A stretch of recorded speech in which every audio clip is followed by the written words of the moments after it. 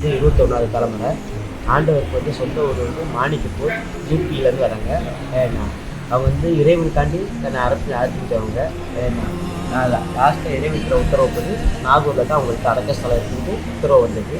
அதனால எல்லா ஊரும் போயிட்டு மலேசியா, சிங்கப்பூர், அது தமிழ்நாட்டில் எல்லா ஊருக்கு லாஸ்ட்டில் அவங்களுக்கு இங்கே தான் ஒளி வந்தது. 4லேருந்து நைட்டு 8 மணி வரை ஃபேமிலி எல்லாம் வரலாம்.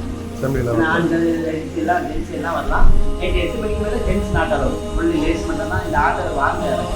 ஏன்னா